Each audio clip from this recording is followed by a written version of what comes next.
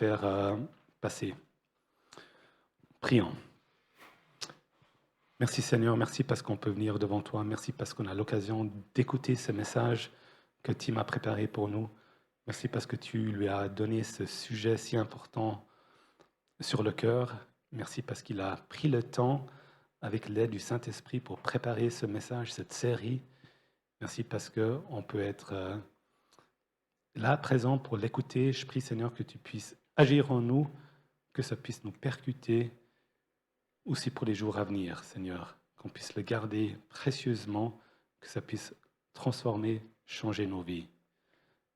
Bénis Tim, donne-lui l'autorité, la sagesse et puis la paix pour amener ce message. Dans ton nom tout-puissant, Amen. Amen. Merci Lionel.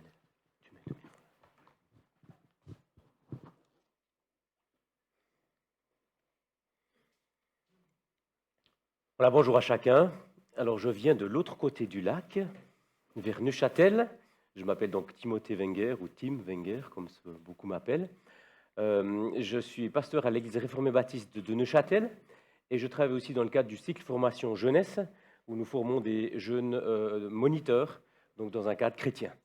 Dans un cycle formation dans lequel d'ailleurs travaille aussi Yvan Lepi, qui est parmi vous. Voilà, et j'ai le plaisir de connaître un peu aussi votre pasteur et chaque fois du plaisir à se revoir. Voilà, je suis venu avec, j'espère pas trop de microbes, donc j'aimerais pas transmettre de microbes, mais j'aimerais transmettre une passion pour l'évangile. Ça, j'aimerais transmettre aujourd'hui, c'est pour ça que j'ai enlevé le masque, comme ça on peut y aller. Et c'est un plaisir d'être avec vous, tout particulièrement pour parler de ce qui est au centre de notre vie chrétienne, qui est la rédemption de Jésus-Christ. Mais sans l'œuvre du Saint-Esprit, en fait, la Bible est comme un puits sans eau pour nous. Nous comptons sur l'œuvre du Saint-Esprit ce matin pour que personne ne parte d'ici en étant encore assoiffé. La dernière fois que je suis venu, c'était le 23 octobre 2021, ouais, l'année passée en fait. Quasiment une année, jour pour jour, j'étais ici et nous avons commencé ensemble une série sur l'artisan de paix. C'était une prédication d'introduction qui s'intitulait « L'artisan de paix, rempli de sagesse d'en haut ». Nous avons vu les caractéristiques d'un artisan de paix que nous avons résumées par la phrase suivante. Vous vous souvenez de la phrase ? Il faut que je regarde sur mes notes quand même. Je sais le contenu, mais voici la phrase, ça va vous rappeler quelque chose. « L'artisan de paix est rempli de la sagesse d'en haut qui est pure, pacifique, modérée, conciliante, pleine de miséricorde, pleine de bons fruits, sans partialité, sans hypocrisie. Il montre par sa bonne conduite ses œuvres empreintes de douceur et de sagesse. » C'est reconnu le texte de Jacques ici. Nous avons cherché à comprendre ce qu'était la paix. Nous avons vu 4 raisons bibliques qui nous poussaient à être des artisans de paix. Et finalement, je vous ai présenté la main de l'artisan de paix. La main de l'artisan de paix, vous l'avez sur vos petits documents aussi, ici. Donc la main de l'artisan de paix, vous avez le poignet, qui est la rédemption, qui relie la main au corps. Vous avez ensuite le premier doigt, qui est une habitude, rendre gloire à Dieu en toutes circonstances. En toutes circonstances. Même au milieu d'un conflit. Enfin, on en parlera de tout ça. Ensuite, le dernier doigt, c'est les deux des habitudes, qui est celui de rechercher la réconciliation. Constamment dans cette idée de dire, ben voilà, est-ce que je suis en paix avec tous ceux qui sont autour de moi? Est-ce que j'ai fait ce que j'ai pu? On ne va pas faire ce que Dieu doit faire, mais on va faire ce que Dieu nous demande et nous donne de vivre. Et ensuite, 3 doigts qui concernent les étapes lors d'un conflit. Le premier, c'est retirer la poutre. Deuxième, c'est redresser avec douceur. Et troisième, c'est reconstruire par le pardon. Vous avez remarqué, tous ces éléments commencent par un R. Eh bien, l'idée, c'est de le retenir, pour s'en souvenir. Et chaque élément, en fait, est associé avec un passage biblique. Parce qu'on veut que ce soit la parole qui nous pousse tout le temps en avant. Et je vous encourage à même les apprendre, ces textes. La rédemption, si quelqu'un est en Christ, il est une nouvelle créature. Il est quelqu'un de nouveau, il est devenu un ambassadeur de la réconciliation. Ça, c'est 2 Corinthiens 5. Ou bien rendre gloire à Dieu. 1 Corinthiens 10, 31. Vous connaissez ce texte. Soit donc que vous mangiez, soit que vous buviez, quoi que vous fassiez, faites tout pour la gloire de Dieu. Retirez la poutre. C'est de nouveau la parole qui nous enseigne. Bien sûr, vous avez déjà vu dans la parole. On parle de charpente. Non, on parle de poutre. Hypocrite, d'abord la poutre qui est dans ton œil, avant d'enlever la paille qui est dans l'œil de ton frère. Vous connaissez ce texte dans Matthieu 7, 5. Ou redresser avec douceur. Cette notion, frère, si tu vois quelqu'un qui est dans le péché, qu'est-ce que tu fais? Tu le reprends avec douceur. Et prends garde à ce que toi-même, tu ne tombes pas. Reconstruire par le pardon, c'est sur un texte qui est juste, moi je trouve phénoménal, je me réjouis de vous prêcher aussi là-dessus dans l'avenir. Il est dit, soyez bons les uns envers les autres, compatissants, et faites-vous grâce, comme Dieu vous a fait grâce en Christ. Waouh! On comprendra d'abord qu'est-ce que c'est que la grâce de Dieu, qu'est-ce que c'est le pardon de Dieu, puis on verra comment le vivre aussi les uns avec les autres. Bon, là, c'est du suspense, ce n'est pas pour aujourd'hui. Et le dernier doigt, c'est rechercher la réconciliation avec Romains 12, 21. Romains 12, 21, c'est « Soyez vainqueurs du mal par le bien ». Ne soyez pas vaincus par le mal, mais vainqueurs du mal par le bien. Voilà, donc chacun de ces points est développé par une prédication. Et nous parlerons aujourd'hui, en fait, du poignet, le premier point. Donc on avait une introduction ensemble, on va voir le poignet. C'est 2 prédications qui posent des bases. Et tout ce qu'on va voir aujourd'hui, je vous assure, on le verra tout le temps, dans tout ce qu'on discutera par la suite. Tout le temps, tout ce qu'on verra aujourd'hui. C'est fondamental, c'est important, mais c'est aussi extraordinaire. J'aimerais relire avec vous le texte dans 2 Corinthiens 5, 17 à 20, donc n'hésitez pas à avoir vos Bibles ouvertes, qui souligne ce qu'est le poignet. 2 Corinthiens 5, je pars à partir du verset 17. « Si quelqu'un est en Christ, il est une nouvelle créature. Les choses anciennes sont passées. Voici, toutes choses sont devenues nouvelles.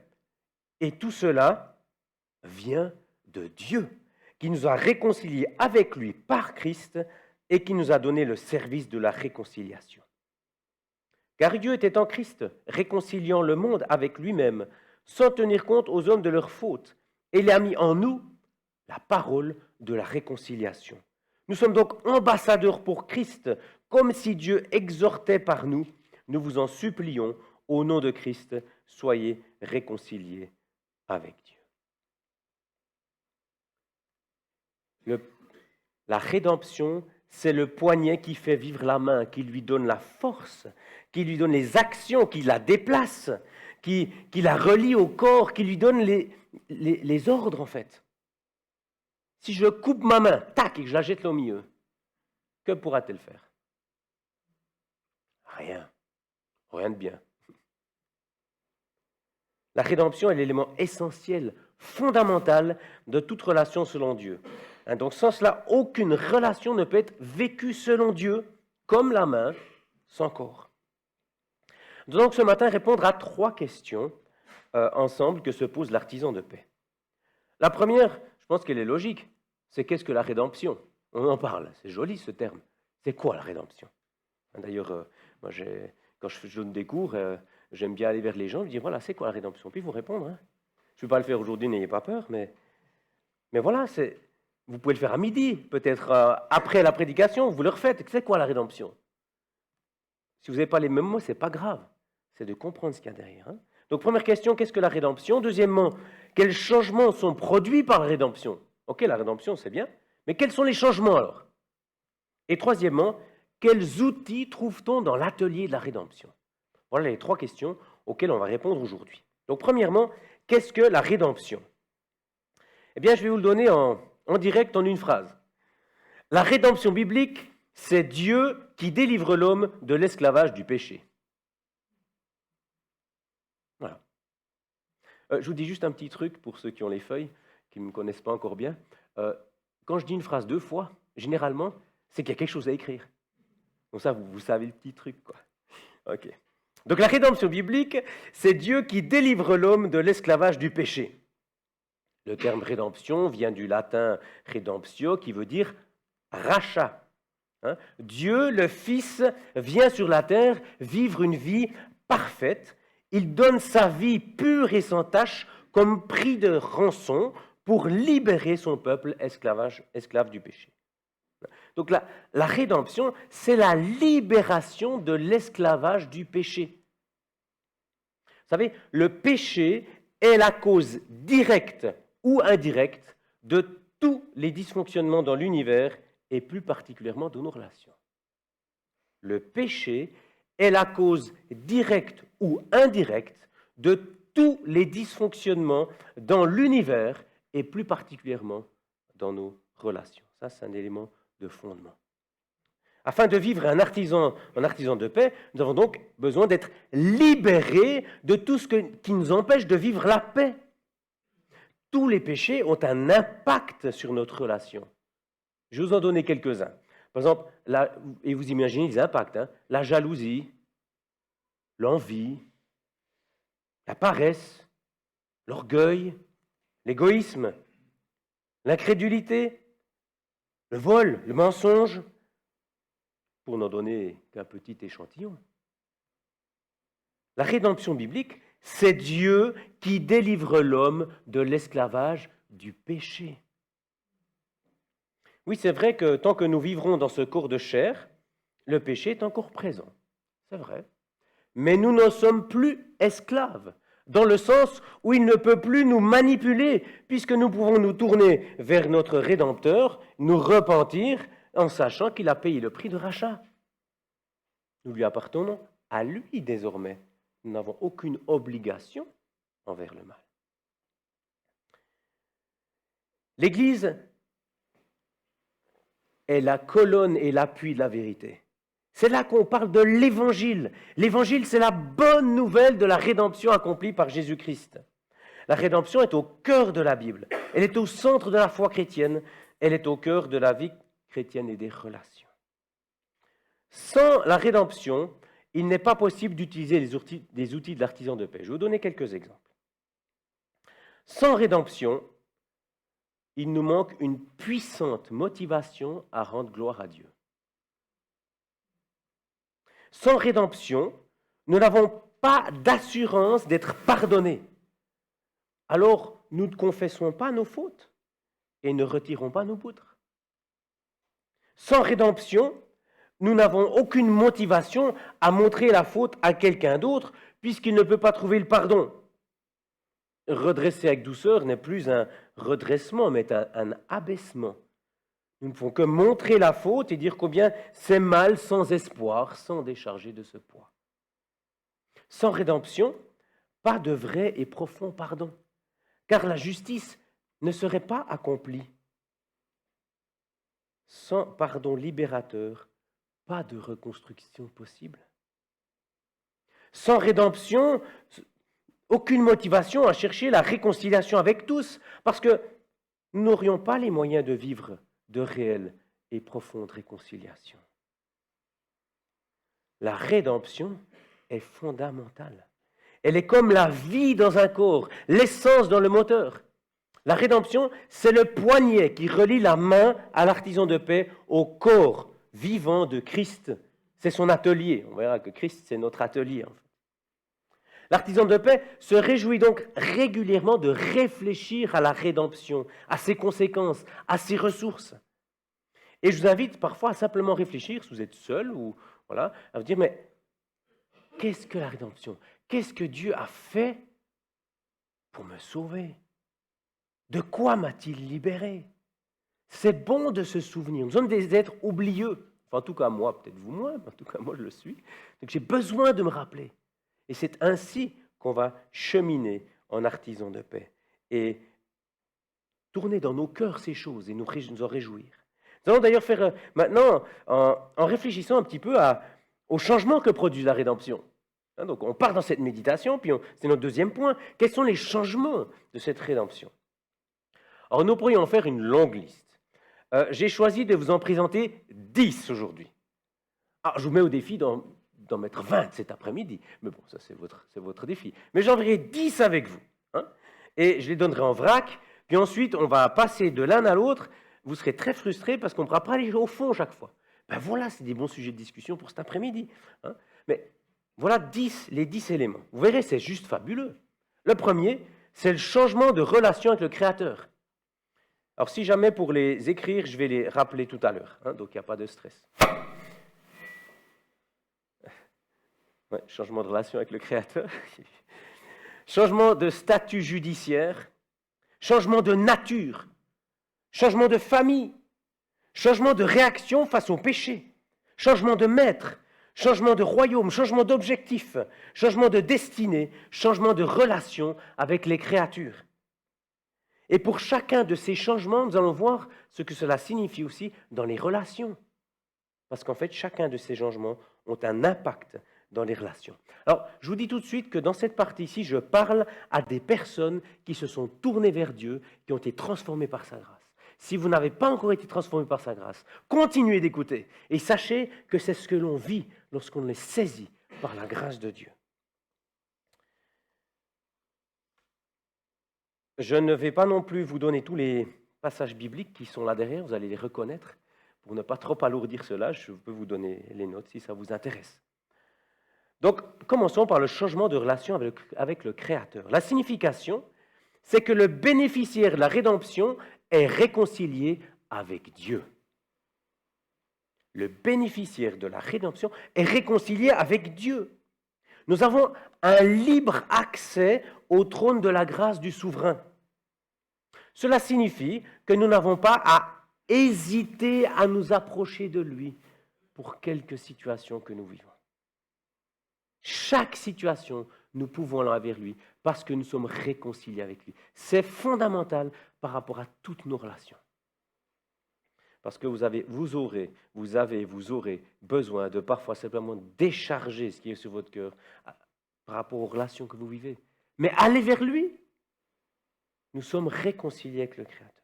Deuxièmement, le changement de statut judiciaire. Le changement de statut judiciaire. Le bénéficiaire de la rédemption n'est plus considéré comme un coupable, mais comme quelqu'un qui est juste.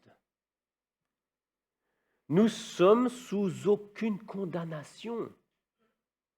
Aucune. Ça, c'est Romains 8.1. Je ne peux pas m'empêcher de le dire quand même. Donc, c'est quelque chose qui est fondamental. Jésus a payé pour le péché. Nous n'avons pas à payer ou faire payer pour le péché. La correction fait partie de notre cheminement, mais pas le paiement de péché.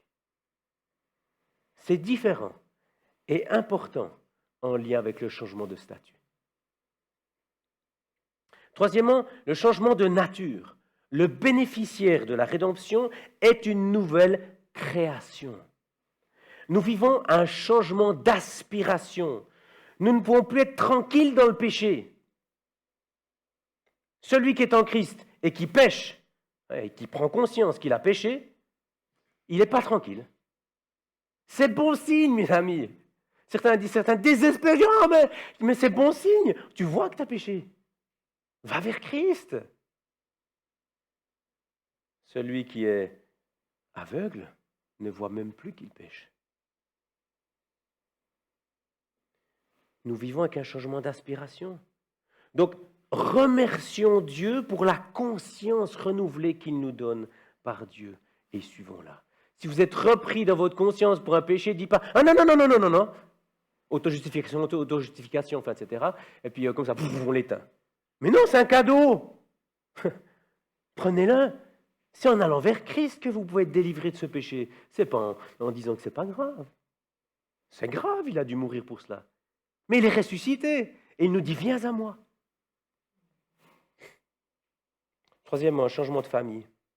Le bénéficiaire de la rédemption est adopté par un Père parfait. Un Père parfait. Vous n'avez pas eu un Père parfait? Lui, il l'est. Complètement. Il reçoit des frères et sœurs et il devient l'héritier d'un héritage colossal, celui qui est bénéficiaire de la rédemption. Nous avons tous le privilège d'un enfant de Dieu. Des privilèges d'un enfant de Dieu. Vous imaginez, chacun là. C'est notre Père, il prend soin de nous. Donc n'hésitons jamais à aller prendre conseil auprès de papa. Ce papa parfait, etc. Changement suivant, le changement de réaction face au péché. Le bénéficiaire de la rédemption est un converti. Et la conversion a deux faces. Vous les connaissez? Quand on dit conversion, il y a 2 mots qui voudraient venir en tête tout le temps. C'est foi et repentance. Foi et repentance sont les 2 faces de la pièce conversion. C'est quelque chose que... Et si vous avez cette pièce, vous la vivez, quoi. Nous comprenons que nous sommes pécheurs et que c'est la cause de la mise à mort de Jésus. Donc nous nous repentons. Et nous croyons en fait qu'il a payé. Donc nous sommes heureux de savoir que nous sommes purifiés, lavés de ces péchés qu'il a pris sur lui. J'ai une petite question. Mais vous répondez dans votre tête. Quand vous êtes-vous repenti la dernière fois? Et la deuxième question, est-ce que la dernière fois correspond au dernier péché dont vous êtes conscient? Bon, je ne vais pas faire trop longtemps de réflexion, vous pouvez reprendre cette question par la suite. C'est important. Venir à Christ. Ensuite, changement de maître. Le bénéficiaire de la rédemption est libéré de l'esclavage du péché. Comme Christ a payé, nous n'avons plus aucune obligation face au péché. Nous appartenons et obéissons à celui qui nous a rachetés. Je ne peux pas m'empêcher de dire encore des illustrations, je sors un peu de mes trucs, mais comme l'enfant qui vient à la maison puis qui dit qu'il n'a pas fait ses devoirs. Après un péché, il n'a pas obéi. Et il est redevable à ce péché. Tant qu'il ne s'en repent pas, qu'est-ce qui va se passer? Il va mentir pour cacher. Puis ensuite, quand il est menti à l'un, il va mentir à l'autre pour cacher. En fait, il est redevable tout le temps, il dit, mais il faut que je cache, etc. Au moment où tu te repens et que tu mets tout ça à la lumière et que c'est évacué, il n'y a plus d'esclavage. C'est fini. Comprenez l'idée? Remplissons-nous donc des ordres du nouveau maître qui ne demande que des bonnes choses. Dieu ne demande que des bonnes choses.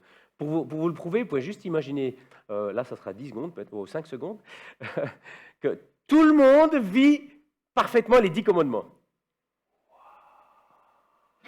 C'est bon, les 5 secondes. Dieu ne demande que des bonnes choses. Que des bonnes choses.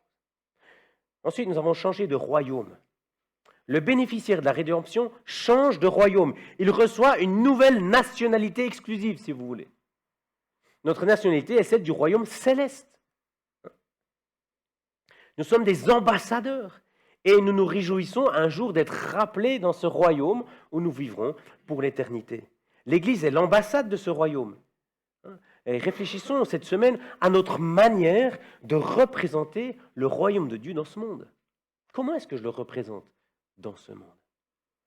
Ah non, ce n'est pas en me mettant à genoux sur ma chaise pendant 10 minutes sur mon lieu de travail, pendant que je devrais travailler. Non, c'est en travaillant bien, justement. C'est en cherchant à honorer Dieu avec les capacités qu'il m'a données là où il m'a placé. Bien sûr, je vais prier pour mes collègues, etc. C'est très bien. Mais pas pendant le temps de travail. Nous avons changé d'objectif. Le bénéficiaire du royaume n'a plus le même but dans sa vie. L'argent, le bien-être, la réputation, le pouvoir, la santé, les enfants, la carrière, la perfection personnelle et tout ce qui peut devenir une idole ne sont plus nos raisons de vivre. Si on nous les enlève, nous continuons à avoir une raison de vivre. Est-ce vraiment la gloire de Dieu qui est mon but premier, qui me motive, qui me donne la raison de vivre? Ou est-ce que c'est dans quelque chose qui peut m'être enlevé?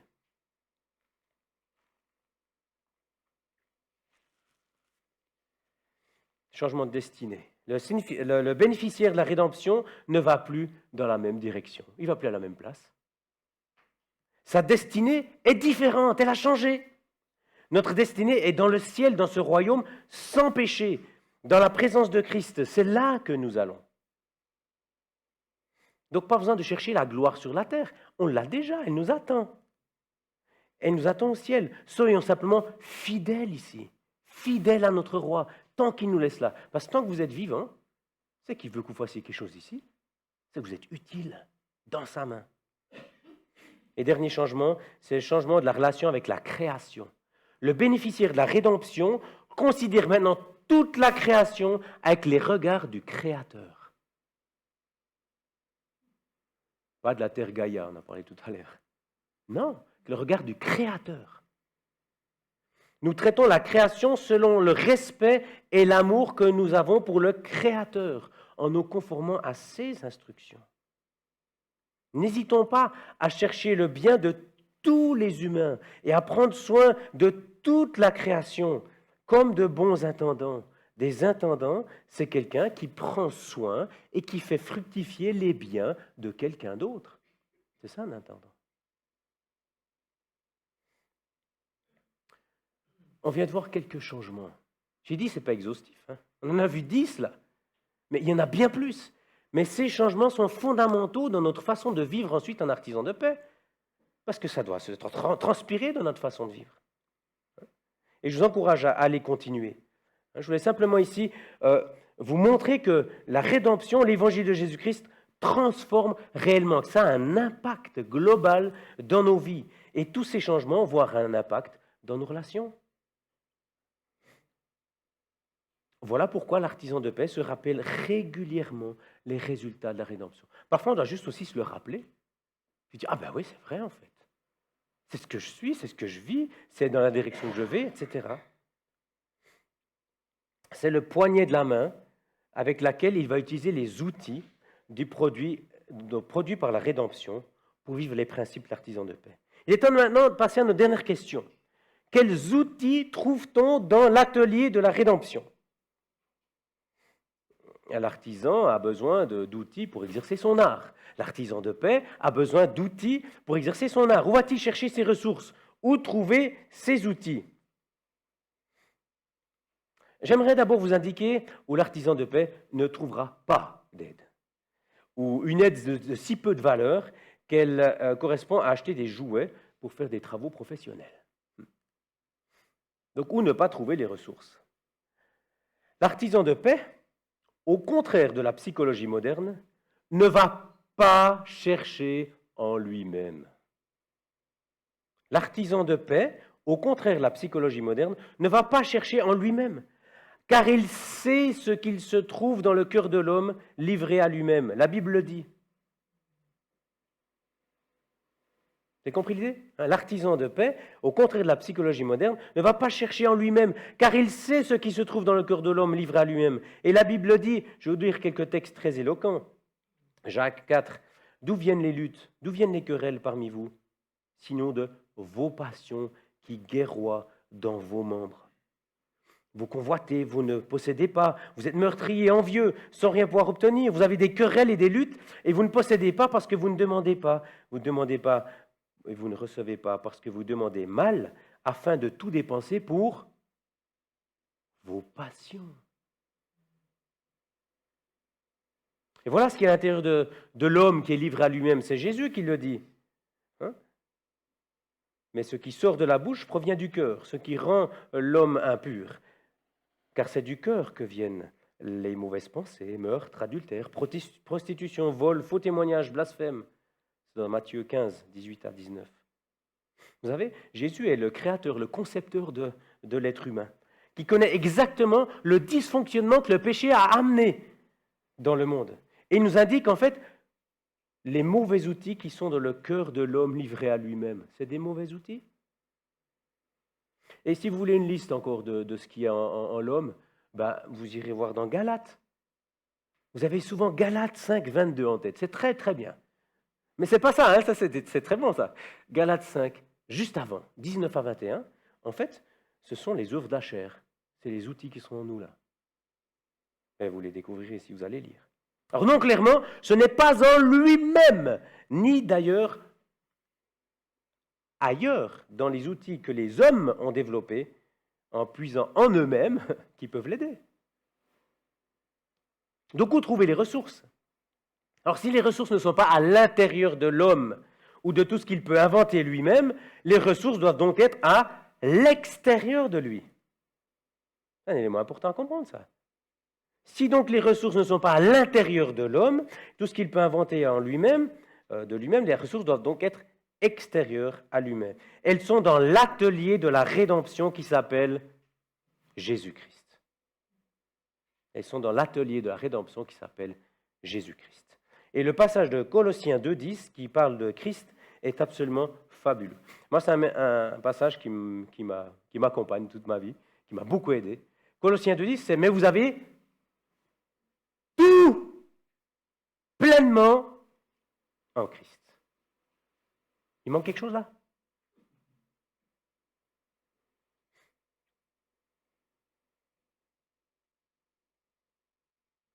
Dans 1 Pierre 1,3, il est dit, sa divine puissance nous a donné tout ce qui contribue à la vie et à la piété. Et nous faisons connaître celui qui nous a appelés par sa propre gloire, par sa vertu. Rien ne manque. Rien. Tous les outils dont nous avons besoin se trouvent en Jésus-Christ.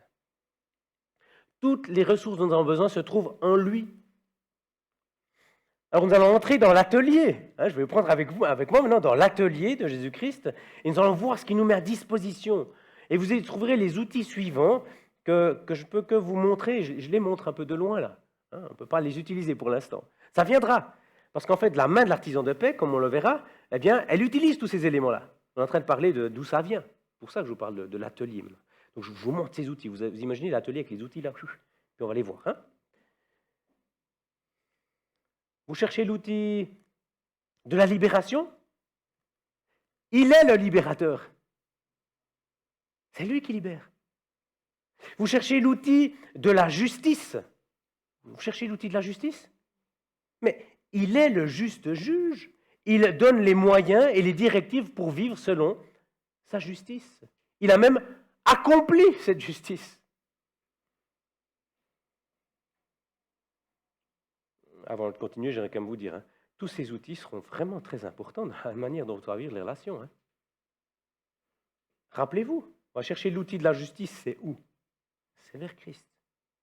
Vous cherchez l'outil de l'amour? Mais il est l'amour incarné. Il nous a aimés le premier afin que nous puissions aimer. Vous cherchez l'outil de la compassion. L'outil de la compassion. Eh bien, sa compassion se renouvelle chaque matin. Chaque matin. Vous cherchez l'outil de l'acceptation. Un outil qui est vraiment important, l'outil de l'acceptation. Celui qui ne se sent pas accepté, souvent ne se sent pas exister. Il ne mettra jamais dehors celui qui vient à lui. Il n'y a pas de plus grande acceptation qu'en Christ. Celui qui vient à lui, il ne le mettra jamais dehors. Vous cherchez l'outil de la plénitude, d'une vie qui vous comble. Mais une vie, je ne sais pas moi, vous voulez combien d'années ici? 100 ans? Lui, il nous donne la vie éternelle, les amis. C'est quoi 100 ans ici? Il nous donne la vie éternelle dans laquelle on sera pleinement épanoui. Et vous savez quoi? Déjà ici, on en a ce qu'on appelle les arts. Même déjà ici-bas. Par contre, vous savez, vous et moi, que nous ne sommes pas encore dans cette perfection. C'est vrai. Vous cherchez l'outil de la paix. Il nous donne sa paix. Non pas comme le monde donne, mais il nous donne sa paix. Il l'a dit, il le fait. Vous cherchez l'outil du contentement. Ah, ça, c'est un outil fabuleux. Pas toujours facile à utiliser, mais il est extraordinaire. L'apôtre Paul nous le décrit dans les Philippiens, là. Mais c'est Jésus qui est la source du vrai contentement, en fait. C'est auprès de lui que nous trouvons un contentement si profond que nous pouvons vivre dans toutes les situations en étant contents. Je ne suis pas content du mal, je ne suis pas content des difficultés. Non, je suis content parce que j'ai reçu un contentement divin de lui. Vous voyez la différence? C'est un outil extraordinaire et ça va changer dans ma manière de vivre les relations. Ça, je vous assure, vraiment. Parce que si je suis en face de vous en étant content ou pas content, notre relation sera différente. Ou peut-être si vous êtes content ou pas. Et je ne peux pas aller plus loin parce que le temps me manque, je suis désolé.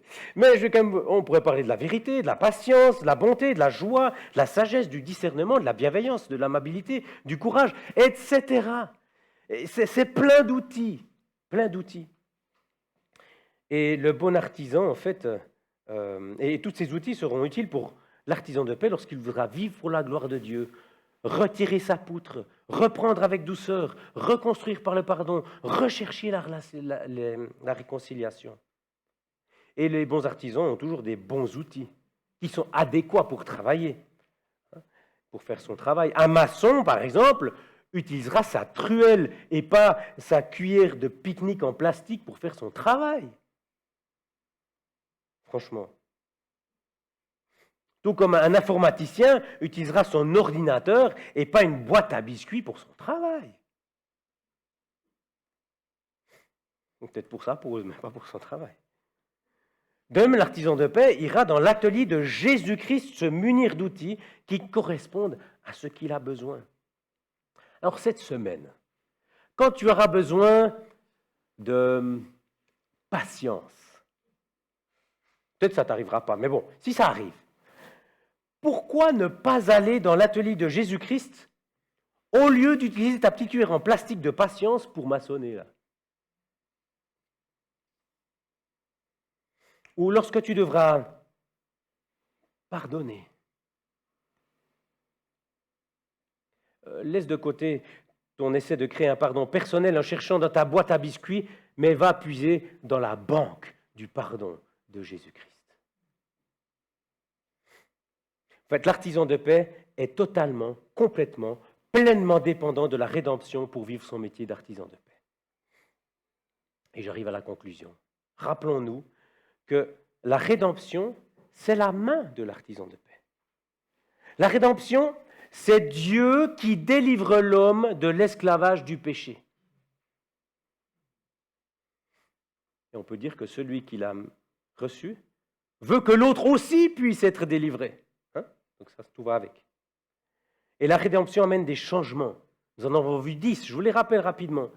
Changement de relation avec le Créateur, changement de nature, changement de famille, changement de réaction face au péché, changement de maître, changement de royaume, changement d'objectif, changement de destinée, changement de relation avec les créatures.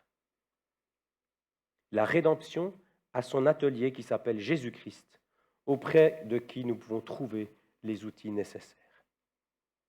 Cette semaine, lorsque nous devrons gérer des relations, je suis avec vous, vous savez, moi je ne connais pas mieux, je chemine avec vous. Lorsque nous devrons gérer des relations, rappelons-nous que nous avons toutes les ressources en Christ. Le fondement sur lequel reposent toutes nos actions dans les relations selon Dieu, c'est la rédemption en Jésus-Christ, le contenu de l'évangile de Jésus-Christ. C'est le poignet relié au corps vivant qui donne toute sa force et sa dextérité à la main de l'artisan de paix. Et je me réjouis de développer avec vous la suite, avec tous les éléments. Là, on arrivera dans des éléments tellement pratiques que ça va vous toucher en plein cœur. Mais aujourd'hui, vous avez tellement d'éléments que vous pouvez déjà prendre avec vous. J'aimerais simplement prier avec vous pour terminer.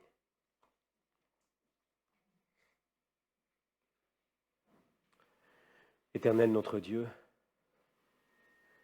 nous te remercions parce que telle une main qui a des doigts, qui fonctionne bien, telle une capacité avec un outil si extraordinaire que tu nous as donné, tu le relis à un corps afin qu'il en reçoive la force, afin qu'il en reçoive les instructions, afin qu'il soit déplacé au bon endroit. Et cela, c'est ton évangile. Et j'aimerais te prier, Seigneur, qu'on puisse vraiment en être complètement imbibés. Que nous puissions, Seigneur, le connaître toujours mieux. Et ainsi, petit à petit, l'appliquer dans toutes les situations de notre vie. Dans les situations heureuses, lorsque nos relations les uns avec les autres sont tellement enrichissantes, encourageantes, et bien que là, nous voyons ton évangile, nous en soyons reconnaissants, pleins de bienveillance et de joie et cherchant à te glorifier. Et que dans les moments où nos relations sont moins faciles, sont devant des grands défis, ou sont carrément difficiles ou horribles, eh bien Seigneur, que là aussi tu nous donnes cette grâce de dire, je vais puiser dans l'évangile de Jésus-Christ. Mon espérance est en lui, et c'est lui qui fait des merveilles. Rien n'est impossible à Dieu. Tu as déjà restauré tant de relations, à commencer par la nôtre avec toi, mais aussi par la nôtre avec déjà tant d'autres personnes. Tu as, Seigneur, permis des relations rétablies avec les pires personnes. Nous voyons dans ta parole même le pire roi d'Israël, Manassé, à la fin de sa vie, s'est repenti. C'est inimaginable. Mais Seigneur, toi, tu es ce Dieu qui peut restaurer l'inimaginable. Dans le beau nom de Jésus-Christ. Amen.